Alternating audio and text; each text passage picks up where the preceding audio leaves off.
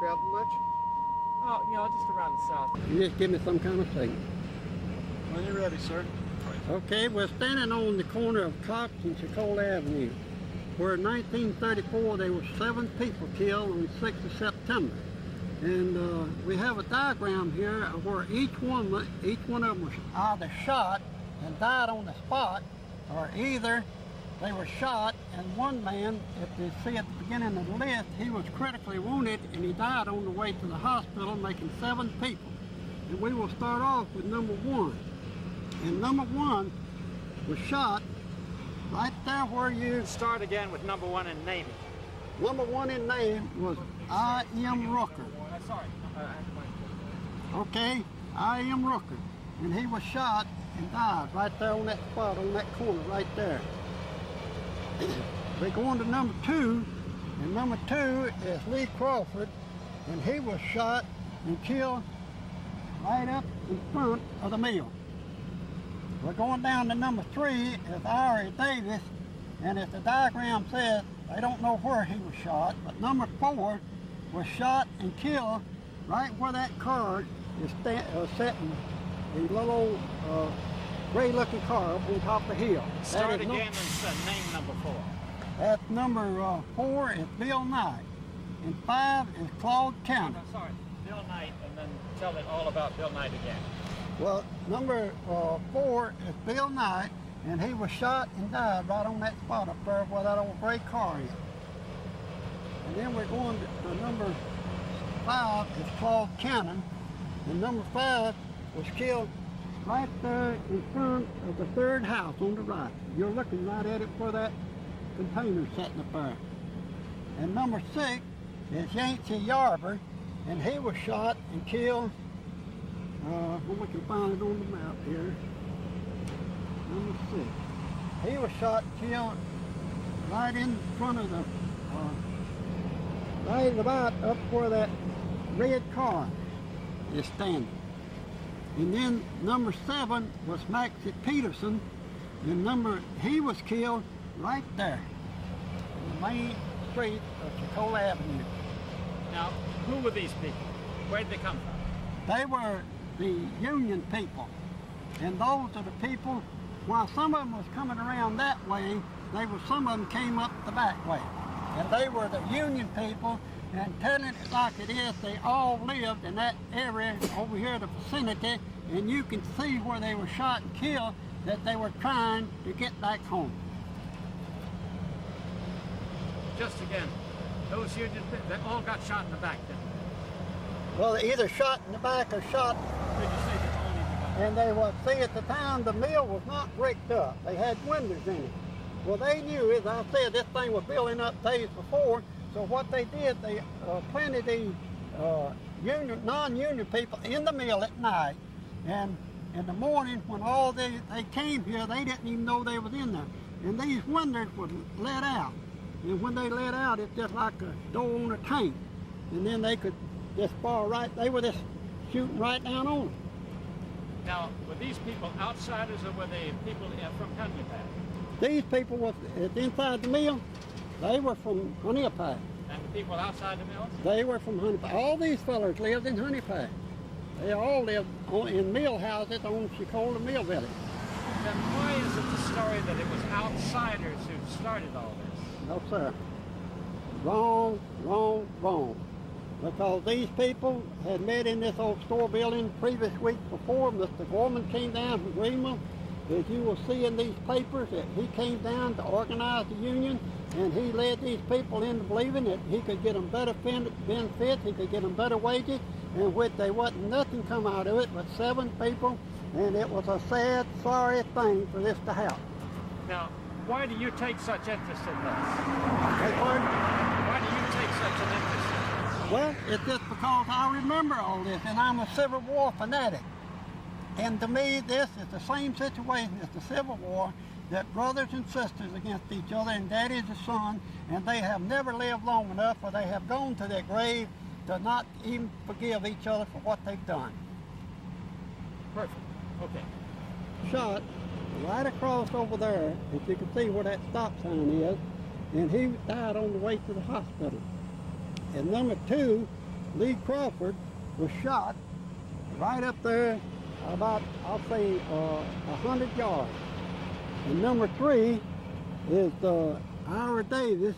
They don't know where he was shot, but number 4 was Bill Knight, and he was shot right there where this old gray-looking car is. And number 5 is Claude Cannon, and he was shot right up in front of this third house on the right. Third house on the right. Third house on the right. And number 6 was Yance Yarber, and Yance Yarber was shot. Let me see. Hold it just 1 second. We'll find it. 4, 7, 5. Number 6. Where in the world? Is that the fellow where they didn't know where he was shot? Right there. Right. Number 6. He was shot right up there where that maroon car is. And then. Did you say that again, sir? He was shot right up there on the right, on the left-hand side of the road, where that maroon car is, right under that water tower. And then number 7 was shot. That was Maxie Peterson, and he was shot right there.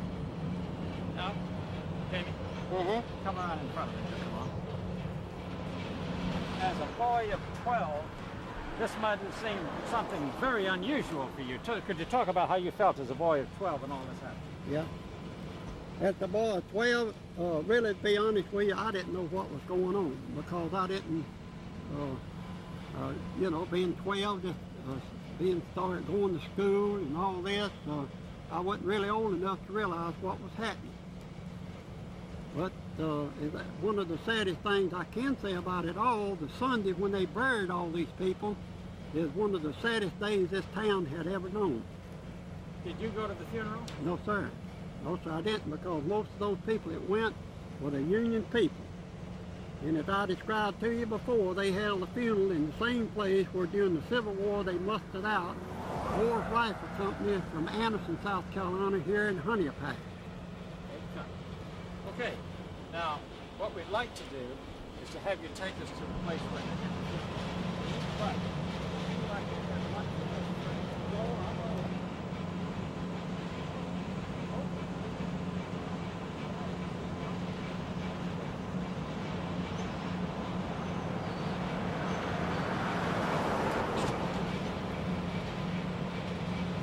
In front. Can you start again? Now I'm ready.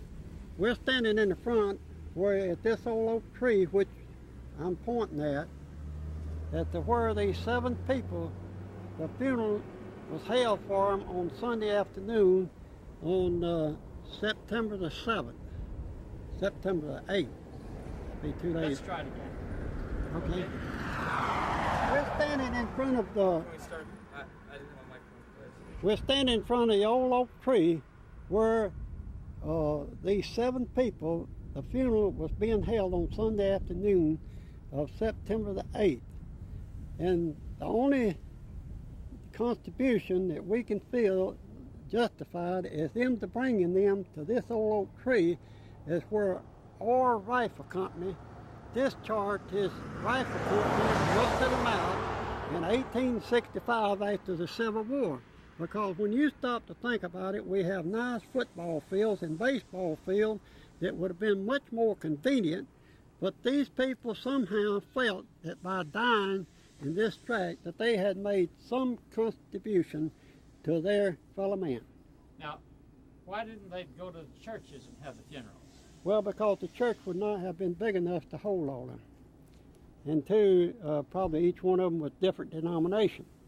Because at the photo that you've got, you can see the tremendous amount of people there, and we're sure that there are a lot of people from out of town and maybe even out of state that attended it. Because 7 people with all their families and friends,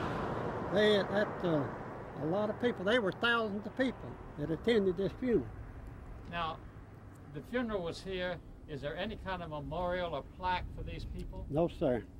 No, sir. Could you talk about that? Well, the only thing, there's no memorial, no plaque. The people was carried from here over to Eastview Cemetery. The biggest majority of them, I'm sure, are buried at Eastview. That's the cemetery where y'all was this morning. So, could you say that again? That's the cemetery over at Eastview is where they all was buried.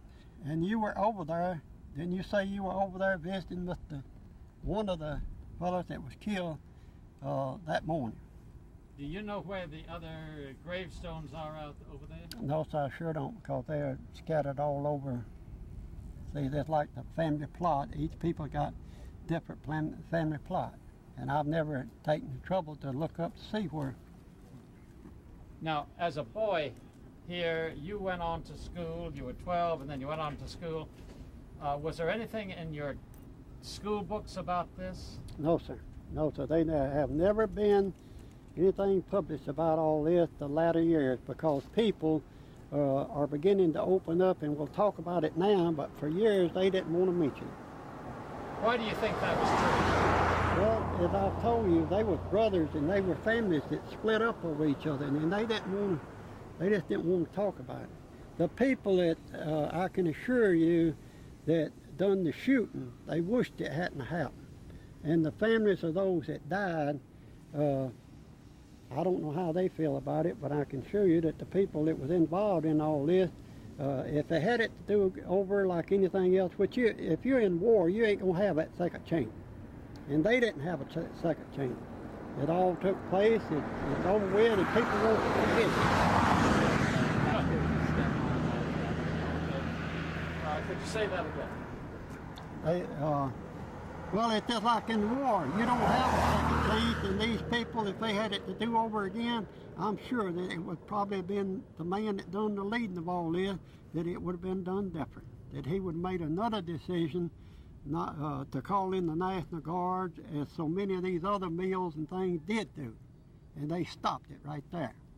Now, tell us about the mayor and the superintendent. Well, the mayor of the town, he was also the superintendent of the mill. And he was Lord and Master of the town. In other words, if you didn't do what he said, he'd move you out of one of his houses. I mean, tell it like it is. So he'd ask you, do you like your house? If you said, smart it off to him, he'd say, well, moved, and you moved. There's none of this the way they do now. That when they wanted to get rid of you, they just fired you. And most of these union people left here. They went within a matter of a few weeks, because they know that if they didn't go, they're going to be fired anyway. Cut. Okay? Nice. Okay, we'll go downtown and get the tour.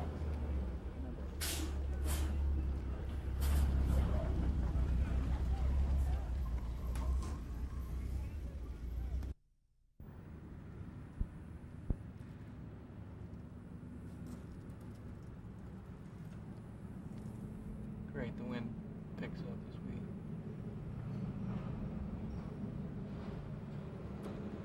In case you haven't gathered, this is the Anderson Independent in Hunyapath.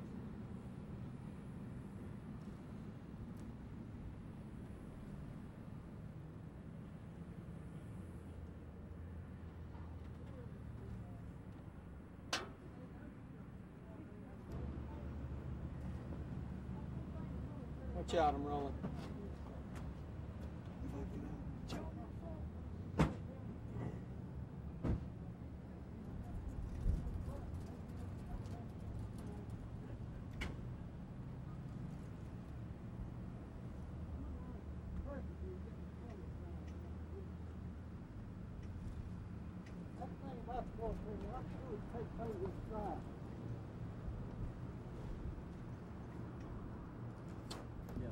I'm doing some close-ups on the list of names. Okay.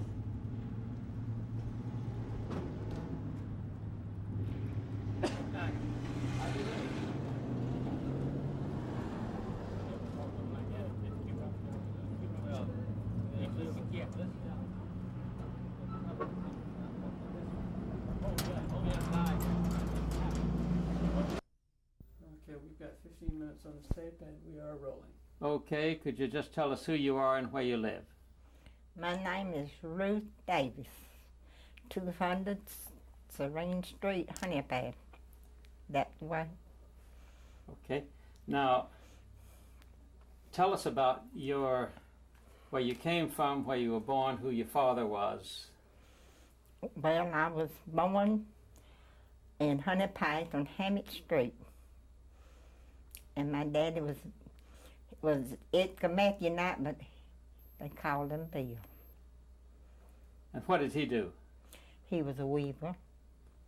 Let's start over and just said I was born in Honeypath and my father was a weaver, and then he later had a grocery store. Okay? Well, he worked, and he had somebody working in the grocery store. Okay. My brother. Yeah. Okay. Now, let's start again. Okay. I was born in Honeypath. I was born in Honeypad. I'm sorry.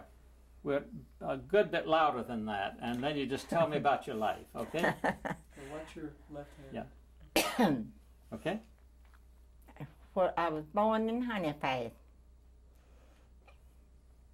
And who was your father? Give the name of the initial. Just tell it what he did. Well, his name was Bill Knight, and he was a weaver in cola plant. And he owned a grocery store. And what did you do in the mill, and when did you start working in the mill?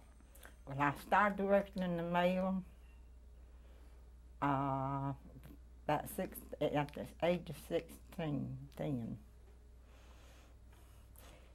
And I had several jobs. I was a weaver. But finally, I was a drawing hand. Draw patterns.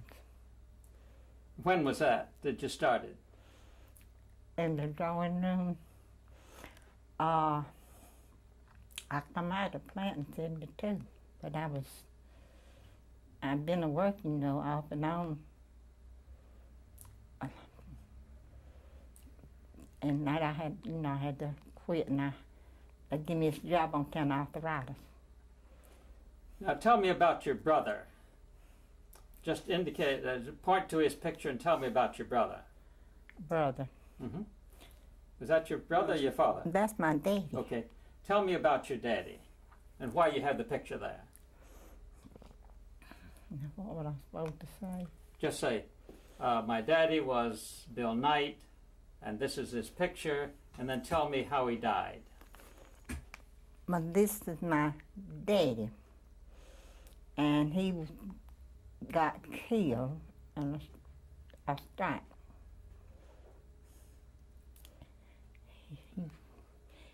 And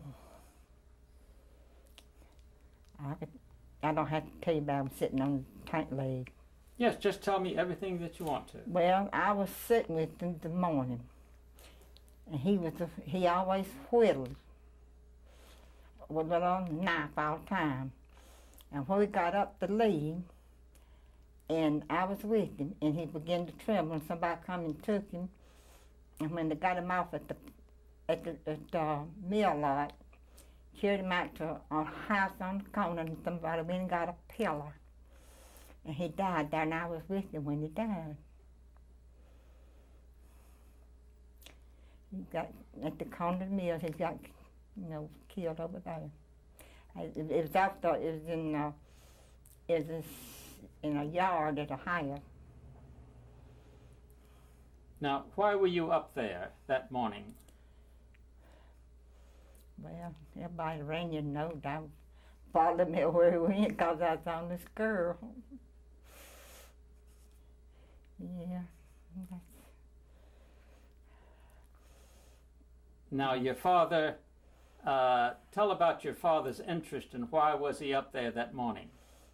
Well, he didn't take no interest in the other part. He went on account of the grocery store, and the people that traded with him told him if he didn't go, they wouldn't pay him. So he went, they never paid him no way. Now, was he a member of the Union? No, sir. No, sir. He was not a member of the Union. Now, did he know of those people who were members of the Union? No, sir, I don't reckon he did, 'cause he went to his work every day, come back home. He stayed at home, and he'd probably walk town when he come home. And on, on Saturday evenings he'd go to the show, and on Sundays he'd go to church. He went to the Methodist church on Sunday. And how did you get along with your father? I got along good with my father. My mama too. And tell about that morning then when your father got killed. Well, I couldn't. Well, when he got up and they was beginning to shoot, and we left, and I had to hold his arm, and then somebody come along and got him, and he was trembling, and they had to take him off the mill yard, and he died right. He died just after they got him out there. 'Cause they went in the house and got a pellet to the Meeks' house and put him, laid his head on it. And when did you get news of all this? I was with him. I was there all the time. My mama was at home. 'Cause he had went just a few days and bought school books for my baby brother.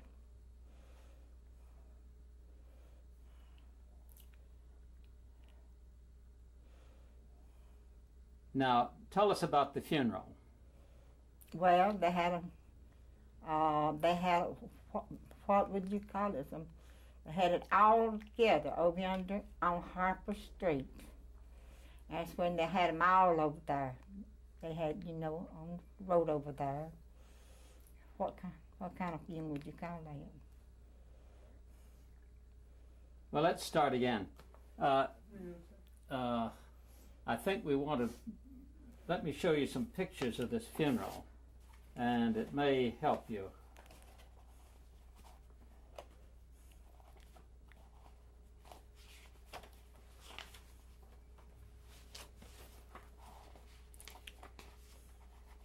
Just look at these pictures and then talk about what it reminds you of.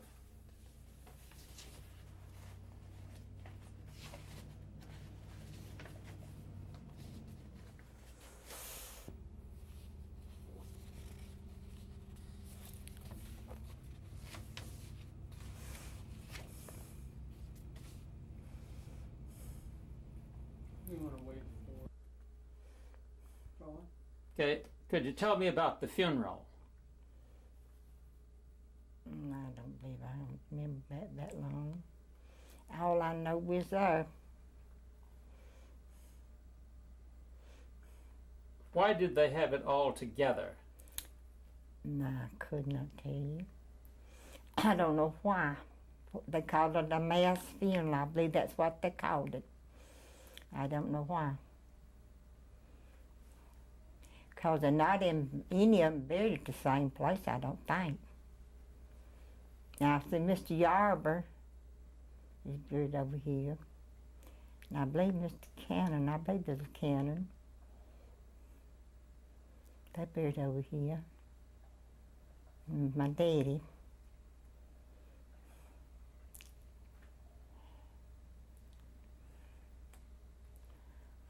I just couldn't. Now, I believe Mr. Rooker, they must have took him back to Alabama, where that's where he come from.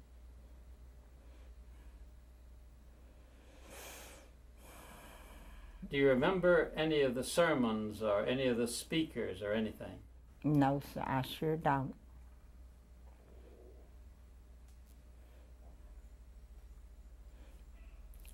At a time like that, this thing just tore up. You can't remember anything. Because it was just, I know, it was just everything was just bottom side. It was just, I didn't know, and all the people that done some shooting like that. Now, there are lots of people. Was on, biggest majority of them was they on the inside the mills. One had the guns. Nobody on the outside had their gun. Did anybody?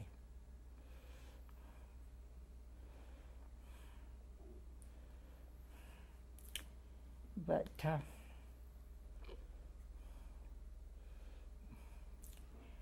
now the chief made like he wasn't there, but he was there because it was brought out inquest. He killed my daddy and told the kind of bullet he was using in his gun, his pistol.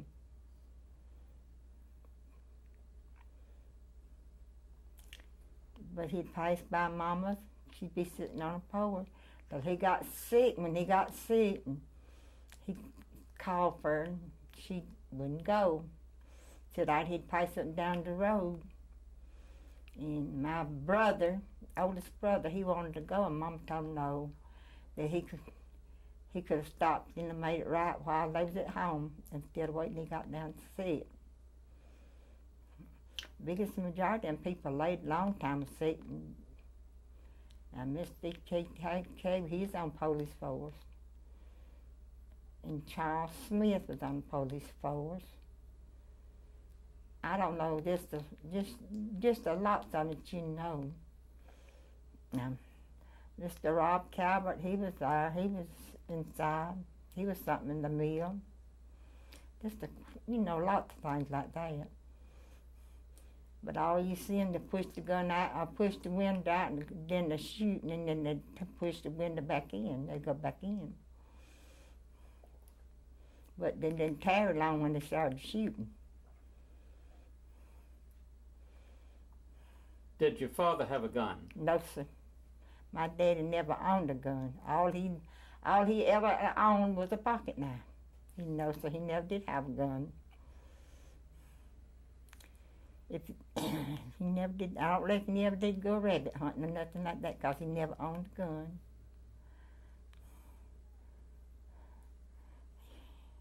Could you tell us again why he went up there that morning? Why he went up there that morning? On account of the people that traded with him. They told him if he didn't go, that they would not pay their bills they owed him. But that's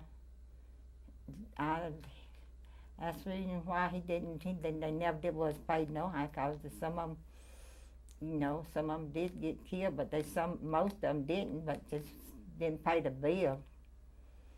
The little grocery store. What happened to those people? That was over there, I couldn't tell you. Could you tell us all the people who got killed? You were pointing out where they lived and so forth. Tell us the people who got killed. Well, Ira Davis and Max Peterson, and I think Ira Davis lived right over here in the house, and his brother-in-law was a Davis. And then there was my daddy, Mr. Yarber, Mr. Rooker, Mr. Cannon. And let's see, there was a 7. Let's see, who did I leave out? Let's see. I know there's,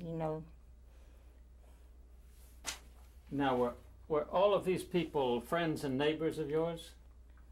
As far as I know, there's lots of people traded with my daddy. But see, we just lived close in here all the time.